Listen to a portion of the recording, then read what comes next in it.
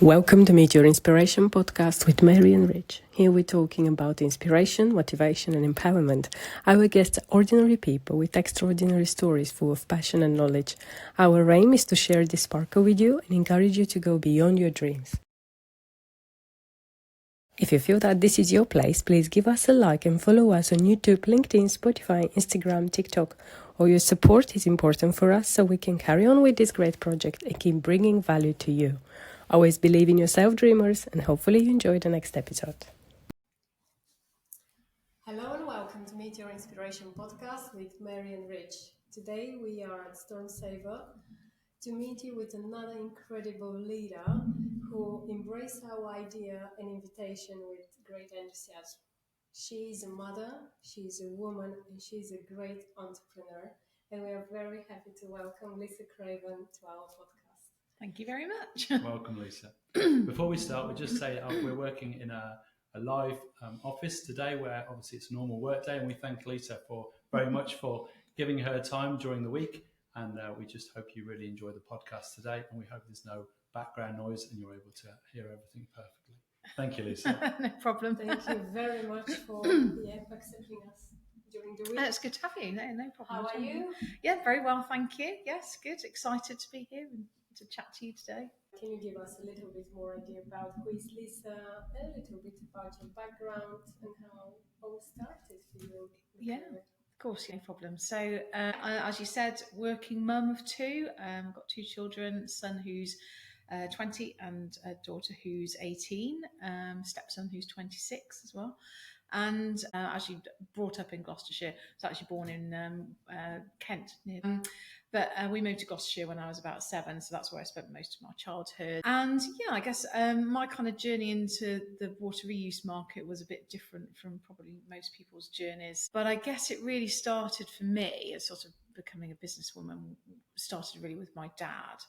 And he was a Barnardo's boy, so had a very poor upbringing, eldest of 8 children. So he and his brothers got taken to Barnardo's when he was 5. So he had to work really hard to kind of get anywhere in life, and he did. And he was, he managed to come out of Barnardo's with all of his O-levels, as it was then. And he got a job clerking as an insurance clerk, office junior. And he just basically worked his way up from there against all odds, really. And when we were growing up, he always used to say to us, well, I never want you to have to suffer the way that I suffered. I want you to have the opportunities that I never had. So he always had really big dreams and hopes for us. And, he always used to say, oh, you could be anything you want to be. Dream big. Absolutely. Yeah, you can be anything you want to be. What we tell our kids all the time nowadays, but he really believed it. So he, sadly though, when I was 13, he became ill with cancer. It was a very short illness, really, and he passed away when I was 13. Well, it must have been tough. Really tough. Yeah, it was really tough. He'd been through a tough thing. Going to Barnardo's as well, being in a Barnardo's home, that must have been very different because he's away from home, but not having a family around him, and then his family were the children and the teachers and the carers in the Barnardo's home. Yeah, exactly, and not what he, having grown up without his parents, he never knew who his dad was. And his mum wasn't there, so that obviously would not have been what he would have wanted for us. But he'd kind of even by the age of 13, he'd done his job. He'd inspired me, and that then just kind of made me determined even more to make him proud. So everything I've done through life has been about making him proud. So, and I think he would be proud of where I've got to today. And I'm sure along the way he would have had various bits of advice for me.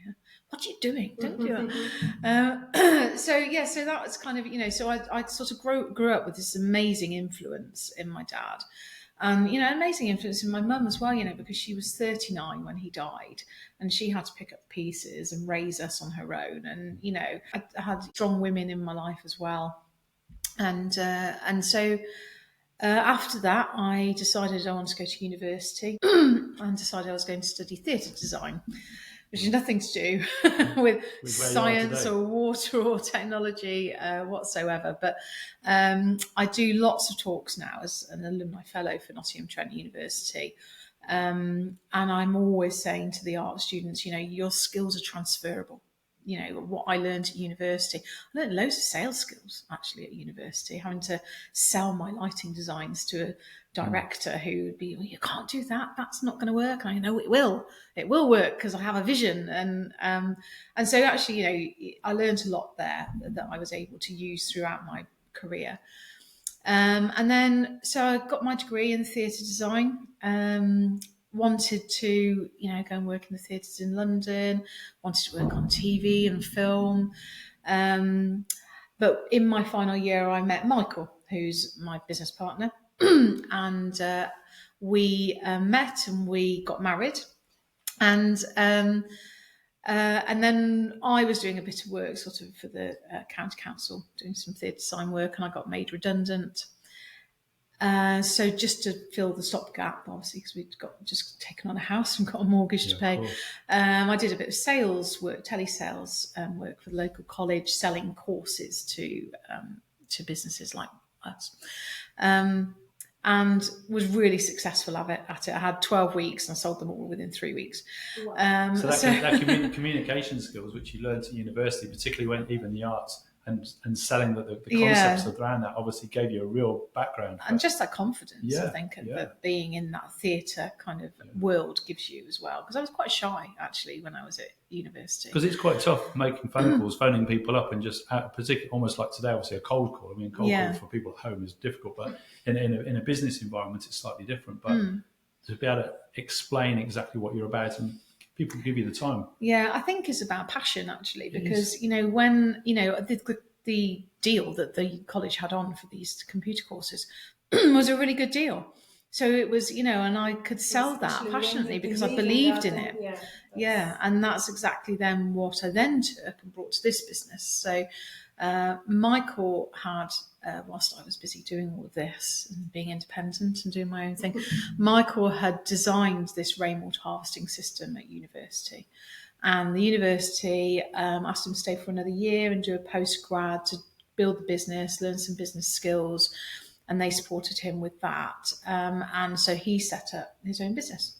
Was that the first one? Was that the first time anyone had ever done rainwater harvesting? So people were doing it, but it was very Heath Robinson. So actually, ironically, two of the main examples of autonomous housing were actually in Southwell, which is where we are today. Okay, wow. So Dr. Robert and Brenda Vale, they did the UK's first autonomous house. There was also the Hockton Housing Project, which is, we're in Hockton, so it's literally just down around the corner. And those sites were, written about in papers all over the world, and Michael studied those as part of his dissertation at university.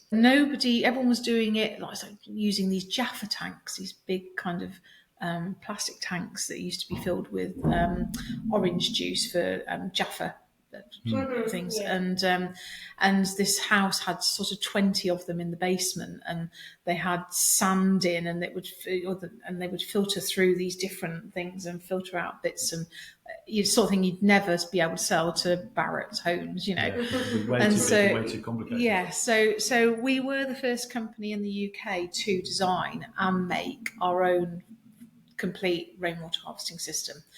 And other people were and still buy it in from different places in Europe. And so, yes, and we are still one of the only manufacturers that actually makes it bespoke for our clients. And that was something that was really important to us. We wanted to do something different. We wanted to stand out from the crowd. We wanted to do it well. Just for the record, that was more than 20 years ago, isn't it? So that was quite great vision about this. 1998. Okay. 1998, yeah, 1998. So some of my employees weren't even born then. So 1998, and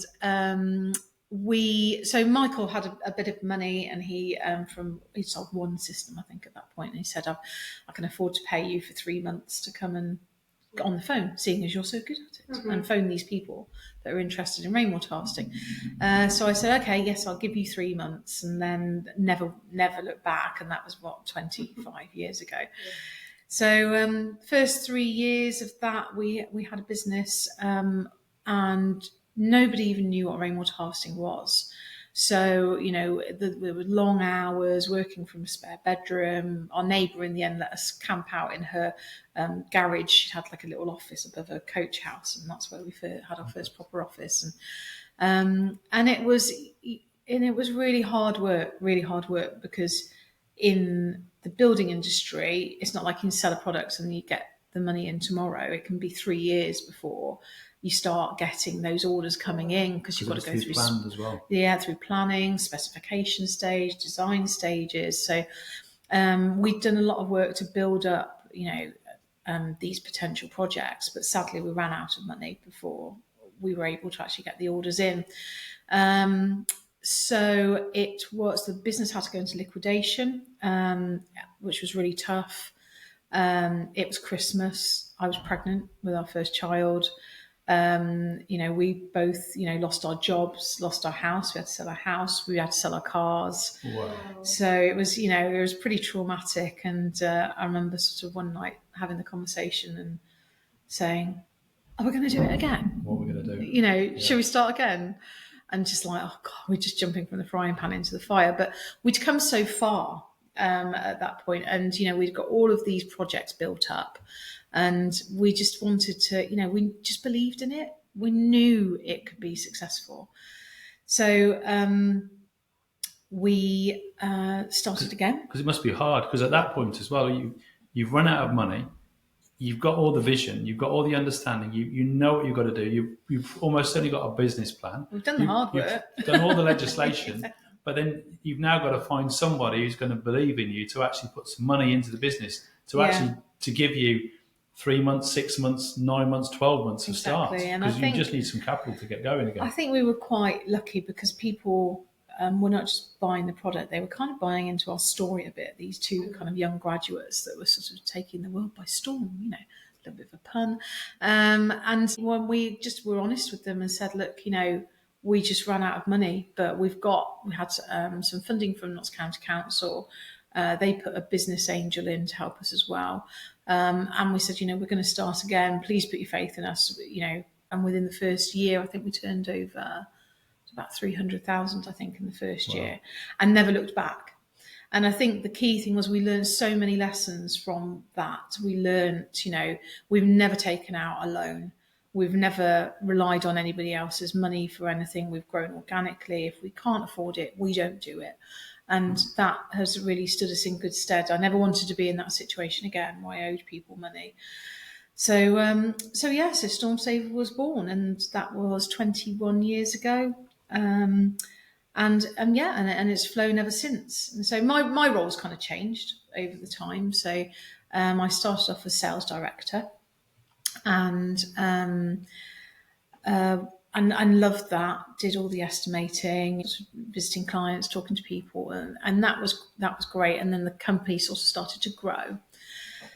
And then around 2013, Michael had a really bad car crash and ended up breaking his neck and breaking his back. And obviously by then we had 2 children, and we just bought a house that was derelict and needed doing up, and it was pretty horrific. So at that point he's completely incapacitated.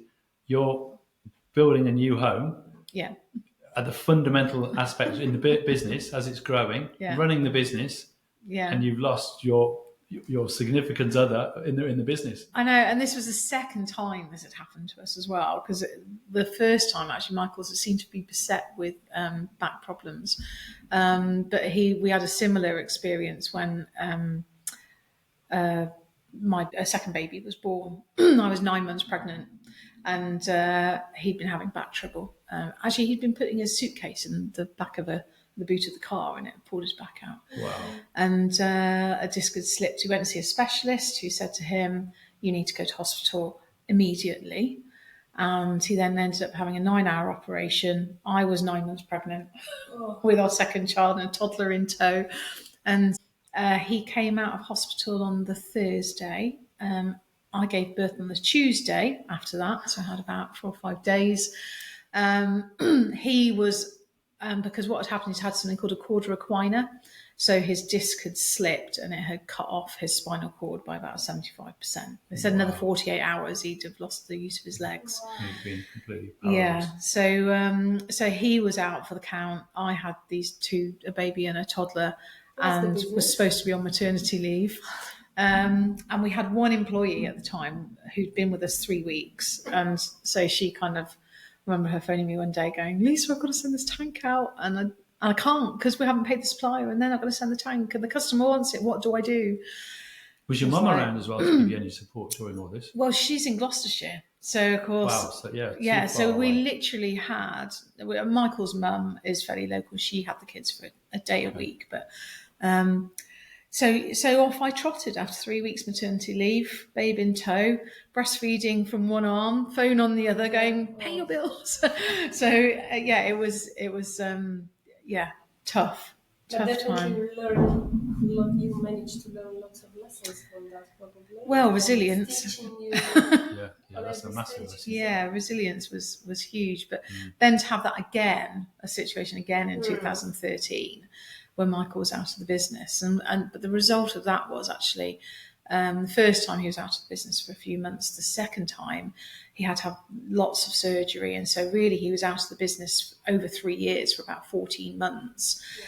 And so in his role as managing director, that was not a role that could be left. So I started taking on a lot of that sort of role. And what we realised was actually I was quite good at that, good at organising, good at managing people, good at managing processes, and the business was growing. So we had to be more... Did that come a bit more natural for you, or you studied all this before and you had an idea how it's going? Or it was no, it just came naturally.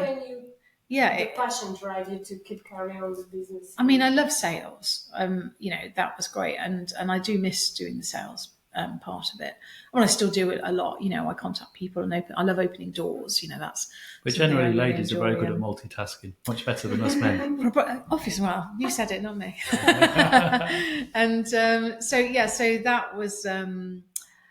But the managing director part of it, I found I really liked. I really enjoyed the strategy.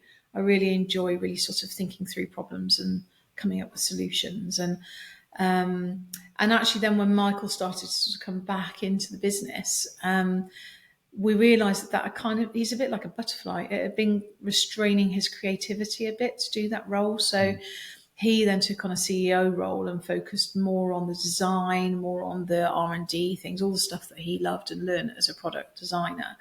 And I took on the day-to-day running of the business. So, and that's how we've operated ever since, and it works just fine. And that obviously gives us, well, with Michael's role, obviously gives that opportunity to develop new products, to expand the range, I guess, as well, because as a product develops, it always changes. And also the builders, I guess, are asking for different things. Legislation changes quite a lot. Yeah. So you have to be very flexible. And technology. What you can do, is so a huge game changer with rainwater harvesting. And but you see what he does, he comes up with all these ideas, and then I say, but can we sell it? Will people pay for it? Do they want it? It might be a great idea, but it doesn't mean people will buy it. So we know we're very different characters, but over all these years we have worked very well together. It's like the balance between you two. It's great. How many people you've got nowadays at Stormsaver? Well, we're just having a huge recruitment drive at the moment. So once we finish that, we will have 40 people. Wow. So yes, so that's pretty good. I know that here there is a great spirit in this company, and I know that it's very, I wouldn't say like a word, it's very family-wise. People are really like great. It's a great business culture. You have a great business culture, and obviously the integration as well. The people create this because I think this is a very important part.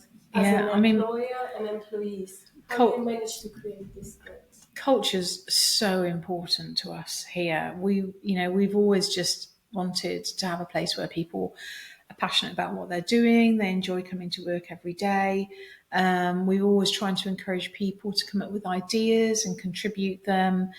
But I think that, we're very caring people. So, if someone needs to talk to me about something that's going on at home, then you listen and you help them. We've helped people through domestic abuse situations, through financial problems, through problems with children, health problems. So it doesn't matter that you are MD and you're a really busy person. You still got this time and open door. Everybody Yeah, free absolutely. The open door to come and talk to you. And it gets harder as the business grows to be able to do that. I mean, it takes me half an hour every morning to get to my desk now, because I always go around and say hello to everybody and ask how their weekends were and things. So I'm very conscious that as the company grows bigger, it will be harder for me to maintain those personal relationships with people. But I don't think that matters if the culture of the company is that people maintain those relationships with each other.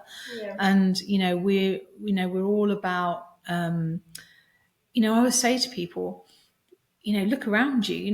We're not a big corporate organization. We're doing this. No one else is doing this. If you're a huge part of this success. It's not mine and Michael's success. Without you, it wouldn't even exist. Yeah. So, trying to get people to have that kind of buy-in and that ownership makes them feel like they're part of a family.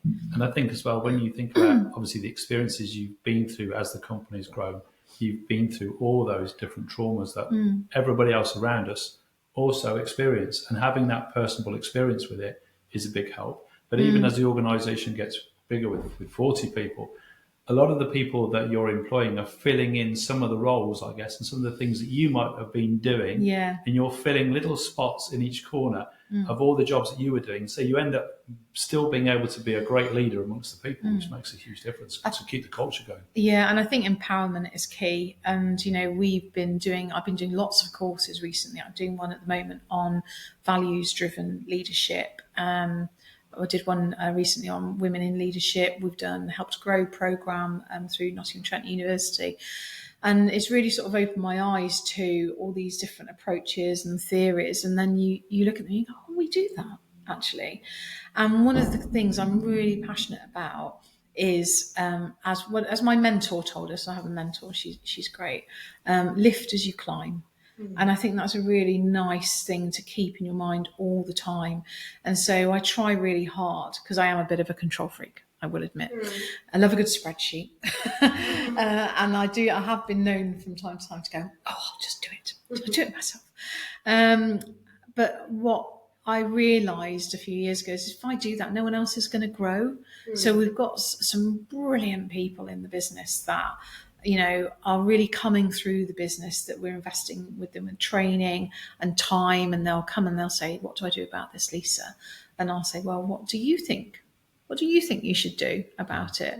And so actually turn it around and get them coming up with the solutions. This build their confidence as well. Absolutely, I know that your company as well, working with local universities, and you've got lots of apprenticeships, and you take young people and just encourage them and motivate them, which is a great example. If you are there as a mentor, but give them in their hands to take a decision, to give an idea, because this builds the confidence, and tomorrow it's so important. Better. It's so important because so I'm an alumni fellow for Nottingham-Trent University, which means I have quite a lot of involvement with employability programs and things that they do. So recently I was at NTU in Mansfield, and there were young students there. I was talking to them about interview skills and how to be professional and how to communicate properly. And, these young people are at a bit of a disadvantage because they've grown up with this in front of them. Always. And their social skills are really not the same as what we learned as we were growing up. And I said to them, when do you think an interview starts? And they're like, when you walk in the room and you sit down and shake hands, sort of thing. And I was like, no, it doesn't start then. Actually starts the night before, with you not going out, getting drunk, having a curry, stinking of garlic, stinking of fags when you come to the interview the next day. But actually it starts when you come in the door, I said, because if you are sitting in the car park on your phone, if you come in the door and sit next to the receptionist on your phone, I said, that interviewer, after your interview, will come down and say to the receptionist, what were they like? And if the receptionist says, well, I didn't even have a conversation with them because they're on the phone the whole time, I said, it's going to look bad. It's a missed opportunity. Put the phone away. And they were all so shocked. And the feedback, they were like, oh, I didn't even think about that. They just don't think to do it. So I think, we've got a job as employers, to not only teach these young graduates and young people how to get a skill that they can carry with them through life, but actually how to socially interact as well. We've got to take that responsibility on. And this will be one of your probably when you've got interviews and you're recruiting, I believe you're looking on this social. What are the other things that obviously help you to create this team? What skills or what you're looking in someone? Is it the CV most important that is coming? Is it a bit more conversation you've got with them? What are the key points that can grab you and say, oh, this person should be great for our team? I mean, CVs are really important because obviously they're the door opener, aren't they? And so actually a CV that tells us a bit about the person actually is really important.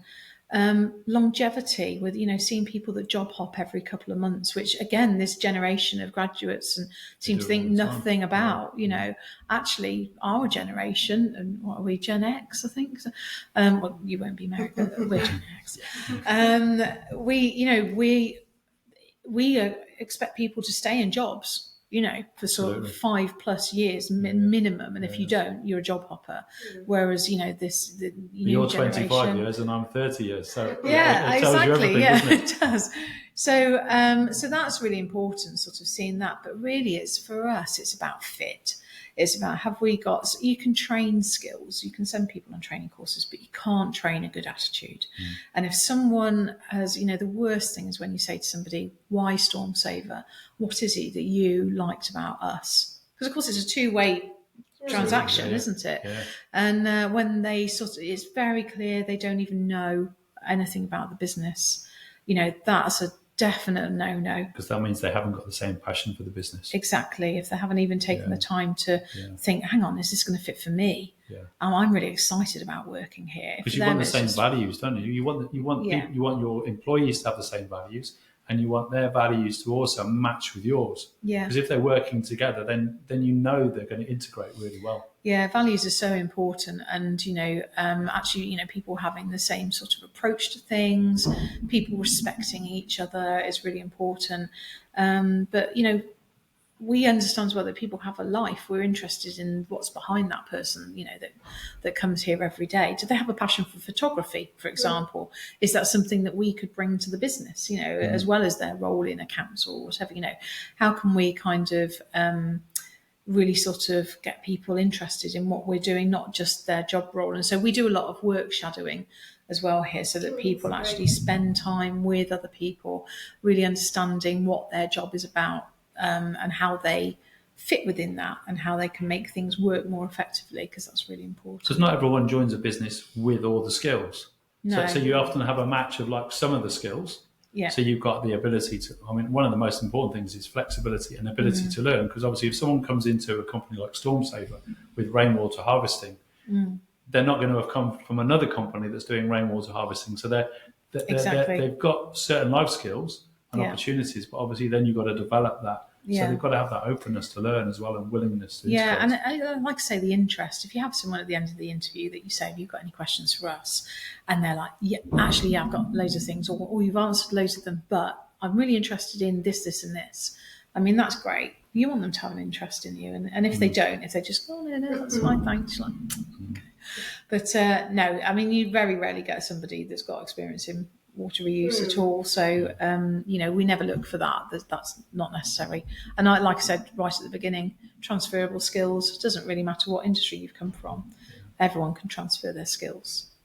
So coming from the rainwater harvesting, so if we get into the key part of the business, obviously we're very conscious we live in a in the United Kingdom where it rains quite a lot. It does. So the opportunity for rainwater harvesting is significant. Yeah. So if we look at that part of the business, obviously the key is collecting the rainwater that falls on top of the building and then collecting that. So could you give us a little bit of background about that? Sort of, first of all, I suppose, thinking about how much water you can collect and how much water you can reuse. Yeah, okay. So for a start, little fun fact for you. The UK has got 18 times more rainfall than the population needs. So it seems absolutely ridiculous to not actually use that rainfall. Yeah. Sorry, do you want me to get rid of the dog? No, it's fine. No? Okay. So it's absolutely ridiculous not to use that rainfall. And it actually falls on the roof clean and clear. I think people think when you say rainwater, they think of a puddle, a muddy puddle, because that's how you see it generally. Yeah. But it's not. It's as clean and clear and pure as it can be when it's falling from the sky. And beautifully soft as well. Exactly. Yes. There's no lime scale or anything in it, and actually that then, if you can capture that, there's actually very little contaminants. It's just leaves. Bird feces is the worst one that will be on a roof, and the water as it runs down the roof will pick up various things. So actually it's really easy to filter, really easy to make it usable again. And so, yes, we collect it from the roof. It then goes into a large tank. You can see some of them behind us on the posters, or an attenuation system. So it could go in either of those. And then we have a 2 or 3 stage filtration process. 2 stages is absolutely fine. The 3rd stage we'd recommend if people wanted to have like UV disinfection or something like that. Yeah. And in fact, that's the filter here, actually, you can see behind us. So that's actually from a Harrier jump jet, filter. And it's like a bit like a slinky inside, and it's got all little nodules around it. And what it does is that as the water passes through it from the outside, it starts to collect all this really fine debris that is building up. And then it gets to the point where when the filter knows it's blinded, it will automatically wash itself. So it shuts off with a valve, opens the slinky up, blasts a few litres, I think it's about 10 litres of water at really high speed, backwashes it, and then the slinky goes back together again. Wow. And then it carries on. Wow. So it's a really impressive piece of kit. So do you have 2 filters? Do you have one filter's active and then the other one can filter clean? No, just the one filter is we only need the one filter because it's literally 10 seconds. It takes 10 seconds and amazing. The customer will never know any different. So that's how it works. We've got a filter in the tank. We've got a filter before the tank, and then it goes into our control panel, and that's kind of the clever bit. So at that stage, we can make any of these things however somebody wants them. If they, with our electronics, we can tailor things to happen at certain times of day. We can take certain messages from the system, so we know if a pump has failed, if a solenoid has failed, something like that. And that helps us obviously with the maintenance. And that's like I say, that's the clever bit. And so then the fundamental, I guess, is the water comes down, it goes off the roof, into your guttering, down the drain pipe, down the drain pipe into the tank. Now, once it comes out of the tank, we've gone through all the filtration process. How does that water then get interacted back into the house? Because obviously you can only use that water, I guess, in certain areas, because for food or for other areas, there must be areas in the house where we can't use rainwater. So the rainwater that we do, so there's wholesome and non-wholesome water, and there's certain applications you can and can't use rainwater for. So you can use it for anything where you're not drinking it, really. So you can use it for toilet flushing, which is the main one that people use it for. You can use it for laundry, vehicle washing, you can use it for irrigation. So a lot of our products, we mainly focus on commercial. So we're talking these really massive sheds that you see going down the side of the motorway, distribution centres, prisons, schools, but we also have housing development. So we do communal systems, which is behind you, Mary, which actually, rather than having individual homes, we have one centralised system that then pumps it to the home. So that's the key bit. It gets from the tank with a pump. Yeah. And those pumps, again, they're so energy efficient now that technology's really moved on. I guess they're inverter driven as well, so variable speed. So once you slow down, they use less power. Exactly. So we always use variable speed. So that, again, it's using the most efficient use of energy. Yeah. And actually, we have a system as well that we use for retrofit that we can actually have solar panels installed on. That's our storm station, which is probably around somewhere on these posters. Can't see it today, but so that actually within 10 years becomes carbon neutral. So actually, actually rainwater is less carbon intensive than mains water production. Well, the mains water companies have got better How do you see reducing their carbon. The last years? Is it getting a bit more interest from probably the big house building? Yes, companies, definitely. So we're at the moment, there's lots of consultations happening, and what happened, I think it was, I can't remember what year it was now, I think it was 2021. Sir James Bevan, who was the chairman of the Environment Agency, did an opening speech at a conference where he said, we are now in the jaws of death. If we don't do something to reduce our water needs, we won't have enough by 2050. So we have a date now that we have to do something by. In the UK, we've got so much rain, we're surrounded by water. There are some areas in the UK that are more water stressed than areas of Africa. Wow. So particularly in the southeast, Cambridge is a real problem area now. There's lots of areas in Cambridge that become what we call water neutral, which means that if they are building, they cannot have any more water than that site already uses.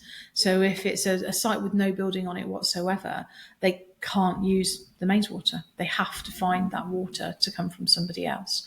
And if they need to use mains water, which of course they will for most, because you can't use everything from recycled water, then that has to be offset.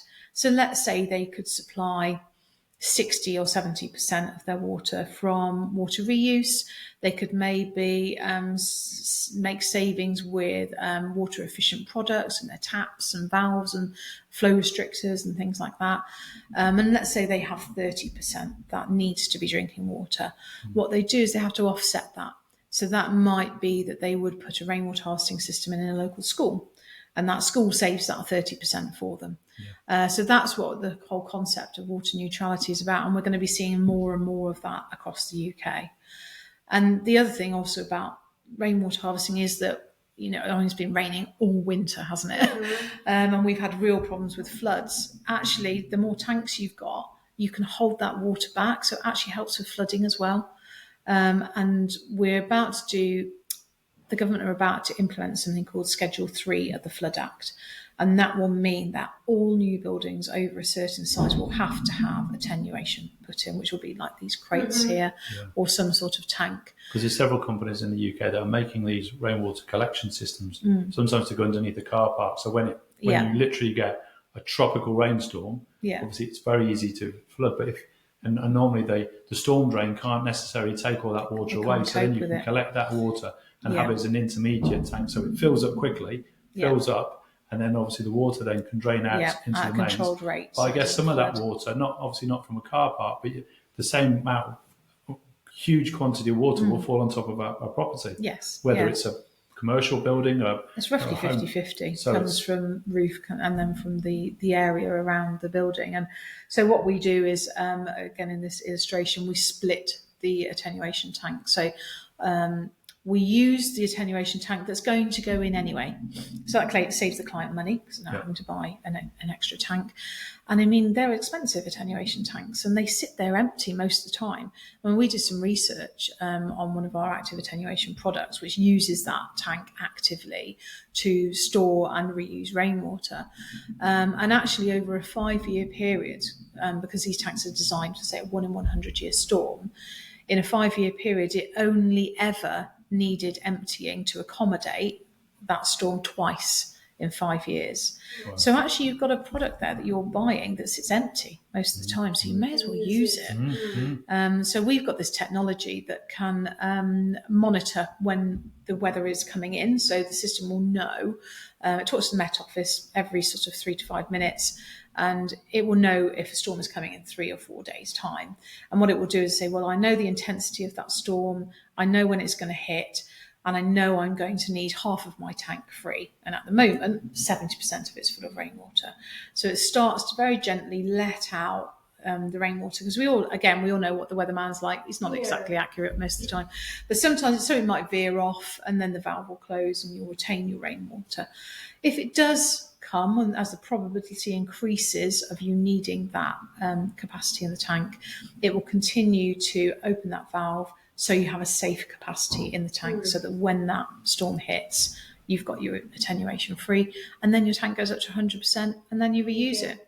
So then which is even better than letting it out to the storm drain. So it answers 2 problems at once. So and now I think that we're starting to see moves with the government who have got this looming crisis. Every 2-3 weeks around. Exactly. Sure that... I mean, people think we're a wet country, and then also can't understand then why we still say when it's raining we're in drought.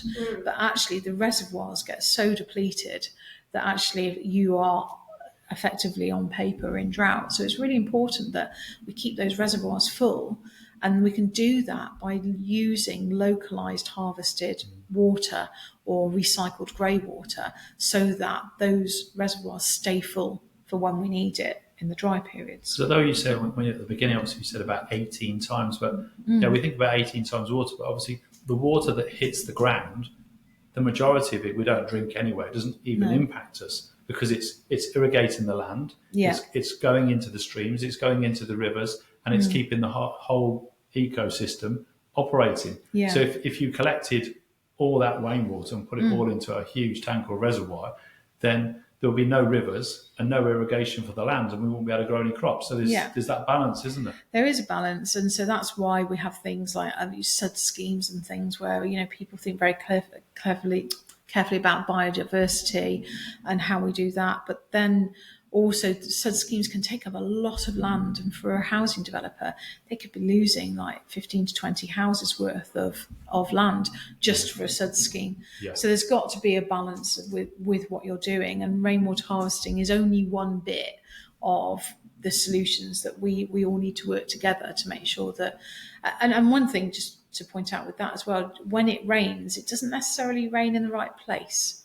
And so actually if you have it in a tank, you can make sure it goes to the right place. So an example might be race courses for horses. The leisure industry has been told, as I understand it, that they have got to reduce their abstraction rates over the next 3 years by 75%. Wow. I mean, that's a huge amount, and people are having abstraction licenses taken off them because that's really bad for the environment. So what we can do, well, the effect of that would be, is actually a health and safety issue, because if you have a jockey, for example, that falls off a horse onto a pitch that hasn't been irrigated because they've not got the water to do it, he's far more likely to have a very serious injury. And so actually if you can collect that water and retain that and then distribute it where you need it, that's the important thing. And when we started this years ago, we used to get asked about payback all the time. What's the payback?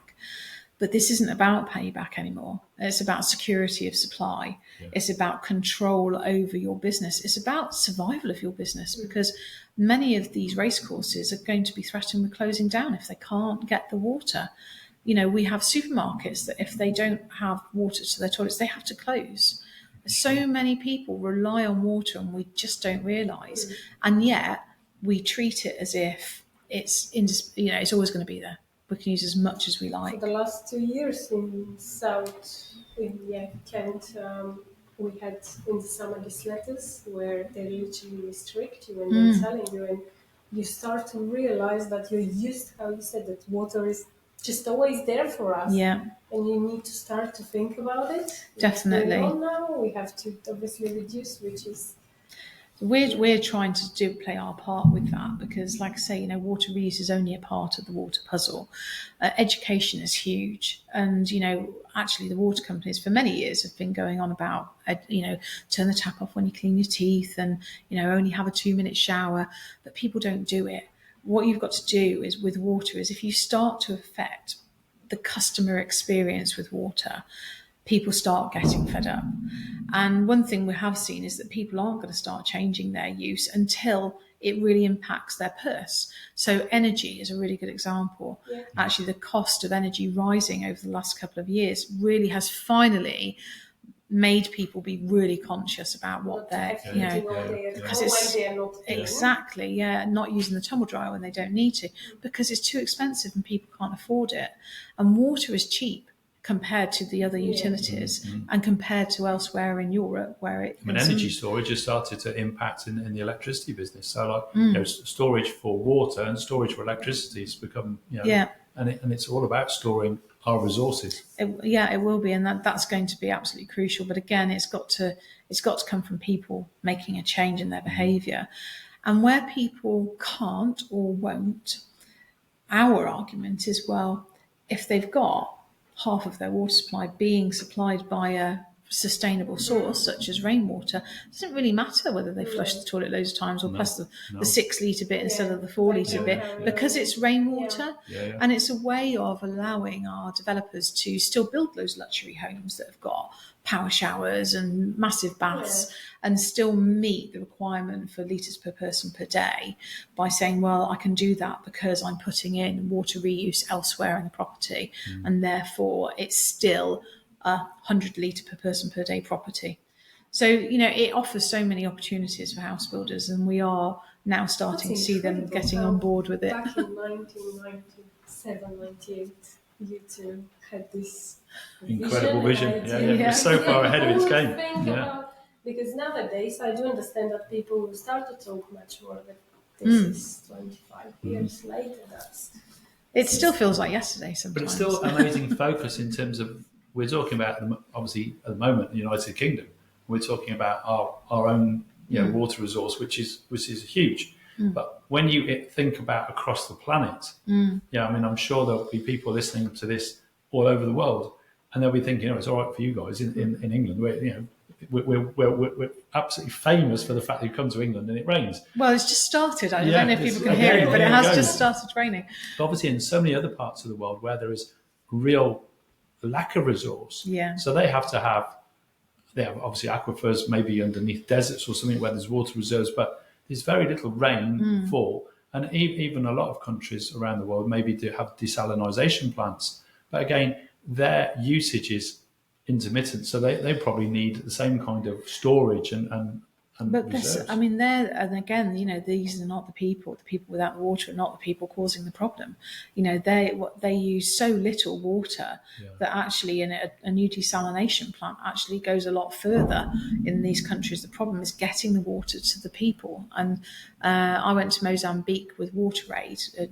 We've supported WaterAid since the beginning, and I think we've donated about I'm not sure how many thousands it is, but tens of thousands of pounds over the years we've been going. And they invited us to go with representatives from the water companies in the UK to go and see the work that they were doing in Mozambique. And I've never seen poverty like it. These children, you see the adverts on TV, but when you're there and you smell it and you see the water holes where they're getting this water, and it's covered in feces and like oil and scum and litter, and there's this child collecting water for his family whilst peeing in the water, and animals going in, cows and stuff going in and peeing in the water and pooing at the side of the water, and and they walk probably for miles to even get to this water, which is why they can't go to school, because they just don't have time.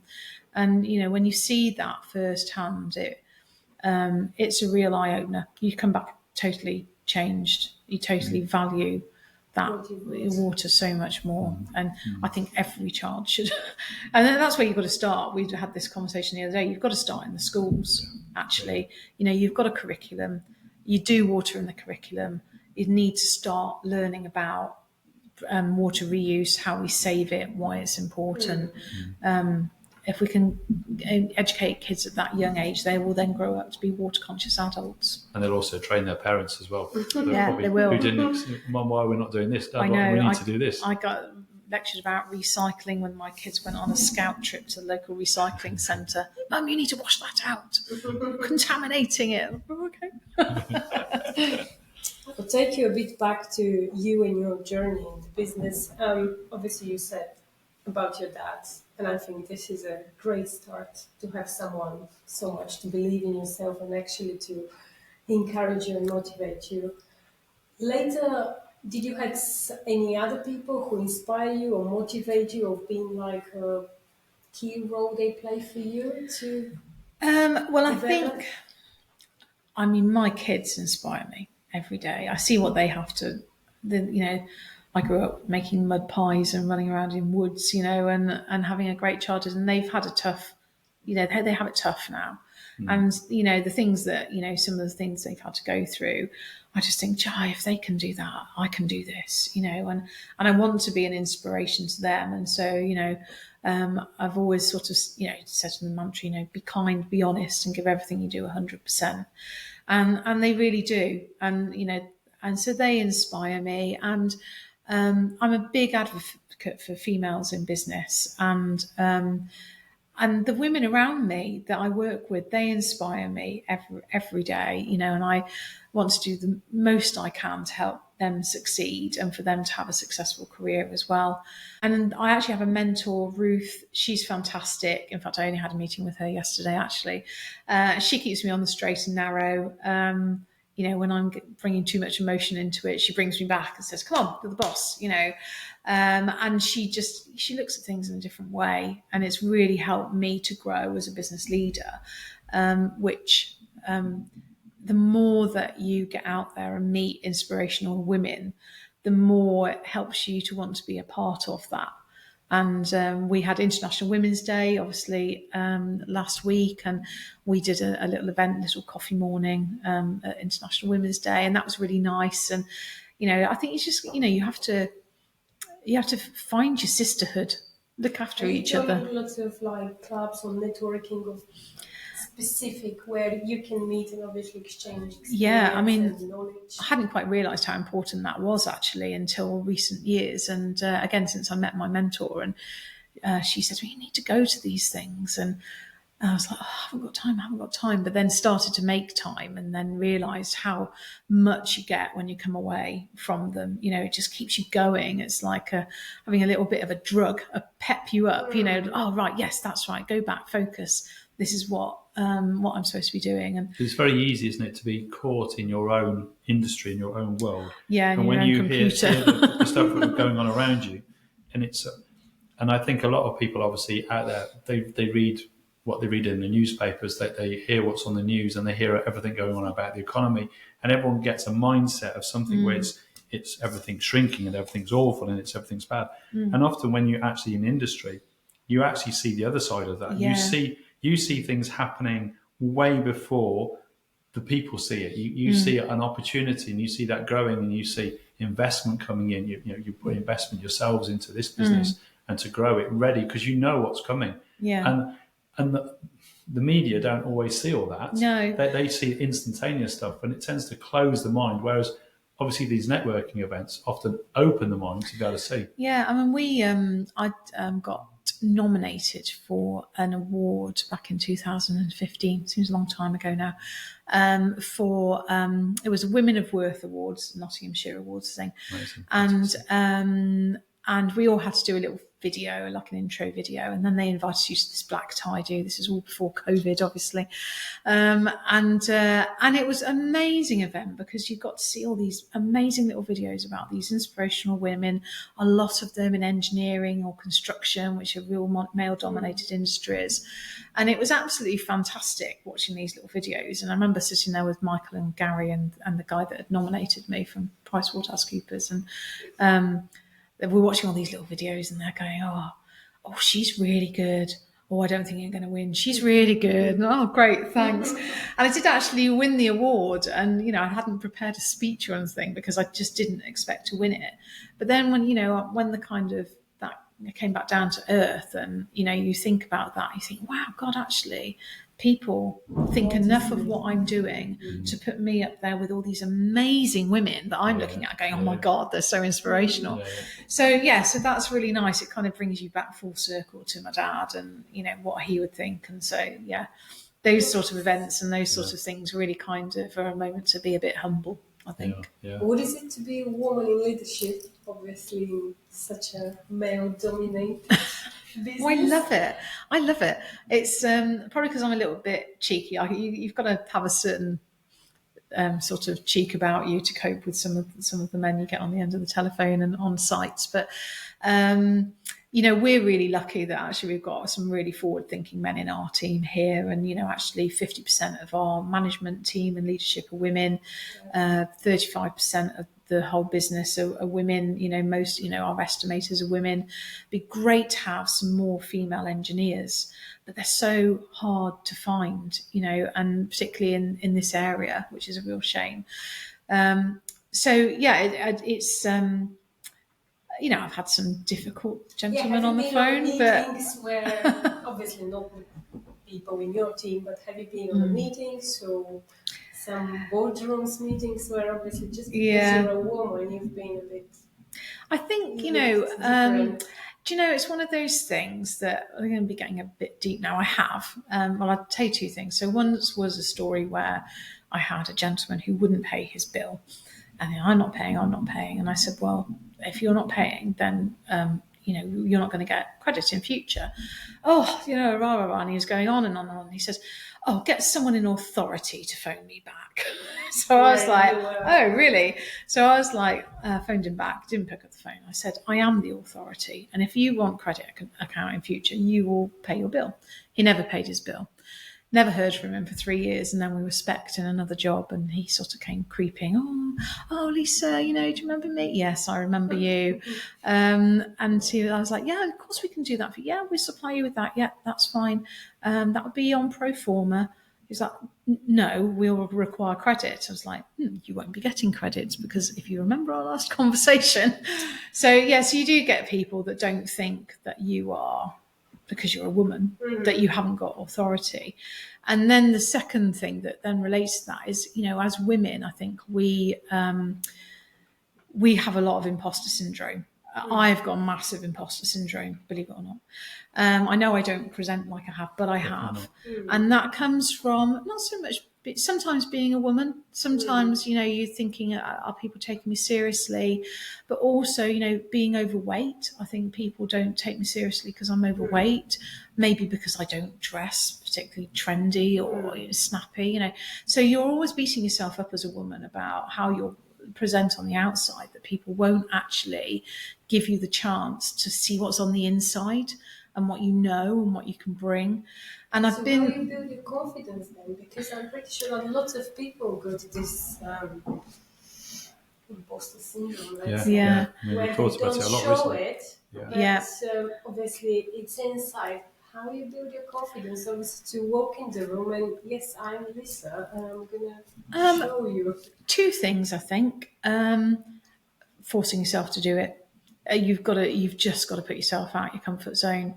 And, I never even used to have enough confidence to go out really and see customers, and as a sales director, you have to see customers. And I really had to push myself. So I remember my first day out, I booked 5 meetings in Manchester in a row, and she just went boom, boom, boom. It was like proper, 0 to 100%. And actually, one of the meetings, again, that was another situation where I was a woman. He'd phoned, spoke to Michael the day before and said, can I have a meeting? Michael said, oh, actually, Lisa's in Manchester tomorrow. She can fit you in, come and see you. And he sat the whole time going, yeah, nope. One word answers. And I was like, did you want this meeting? Yeah. I was like, did you want to meet with Michael? She sort of didn't answer. And I said, is there any point in me being here? So I just left. And that was because he wanted a man there. But you always forget what you know, though. I mean, your knowledge. I mean, you've grown with this business. You know it inside out. Yeah. So, and you know the technology. Exactly. And the people on the other side of the table don't know that technology. And that that's I had your power. to convince myself that I do know this. I know more than them. And that experience taught me that actually, if those 5 meetings, I pushed myself out there, I really went out of my comfort zone, and only one of them actually didn't work. Yeah. And so actually that kind of taught me there was nothing really to be afraid of. I felt like I held my own, that I demonstrated my knowledge, and that was really good. And then I think the other thing that helps you with imposter syndrome is actually your friends. So I've mentioned to you before, I said I was shy at university. I was a completely different person at university. Or so I thought. And so I remember having this conversation with my uni girlfriends. We go away for a weekend every year. And a couple of years ago, I said to them all I was really shy at university and wished if I could go back again, I would be less shy. I would tell myself to do more and put myself out there more. And they were just shocked, totally shocked. Like, what are you on about? You weren't shy at university. I was like, no, I was. And they were like, oh, do you remember this time that you got up on stage and danced in front of everyone in a costume you'd made? And when you dressed up as a clown for Jess's birthday and did stupid tricks in front of a room full of people you didn't know? And I was like, well, oh, yeah. And so sometimes I think your friends remind you of who you really are. And actually, they know you better than anyone. They know you better than anyone you're going to sit in a business meeting with. And actually, you don't suddenly change into a different person when you walk through that door. You're still you. And so actually, friends are really important, I think, for, having those safe conversations that actually make you think, no, hang on, I'm all right. I'm doing okay. But that self-doubt often is something I think everyone experiences when we wake up in the middle of the night. You wake up in the night and there's all these things that you've got to do, and somehow they just seem so insurmountable at that moment. Yeah. And yet you get up in the morning and you think, actually, I could do that. I've got a solution for this. I've got a solution for that. And then you overcome it. And I think it's like when you go into a meeting, sometimes you go into the meeting thinking, oh, I'm not sure how this is going to go. But you can often, because using your knowledge, which is the power that you've got whenever you're presenting and going through something, if anyone's asking you obviously about anything to do with rainwater harvesting and the aspects of your business, you'll be able to answer it inside out. Yeah. And that's really a huge power. And I think the other thing I've learned as well is that in those, where you're thinking, oh, I've got to do this, I've got to do that. Actually, I've started to change that now and think, actually, no, Liz is capable of doing that. Julian is capable of doing that. I don't need to do everything. Yeah. And I've really learned that a good leader actually, lots of people say a good leader employs people that are better than them at doing other things. And actually my job is managing. It's in my job title. My job is to make sure that everybody else can excel and do the best that they can do and bring everything that they can bring to the business. And if I'm doing that, I'm doing my job right. It isn't all about me. And I've really come to learn that. It's like conducting an orchestra, isn't it? It is, yeah. At the end of the day, talented people. Yeah, they've all got incredible talent, and your job is just to tie it all together and make sure that the jigsaw fits perfectly, so the sound is perfection. That's right, yeah. From point of view today, what is success for you, and what you will describe as your biggest success? Again, my children. Raising children is hard work, really hard work. But I think I'm proud of them, and they said to me just the other day. Actually, I was having a bit of a self-doubt moment, and my son said to me, "Oh, but Mum, you're the best mum. I wouldn't have changed anything that you did." And I was like, oh, "Okay." Thanks. Obviously the award was amazing, getting that award. We noticed quite a few awards as well. There are a few awards. So, you are gaining. That's really nice when other people recognise what you're doing.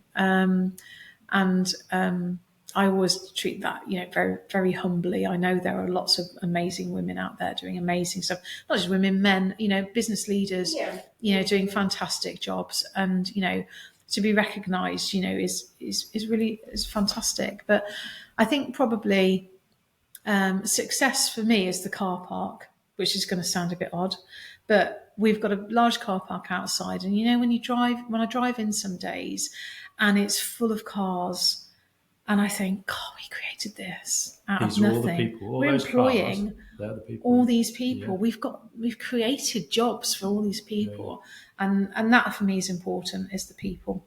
That's what then makes me proud. Fantastic.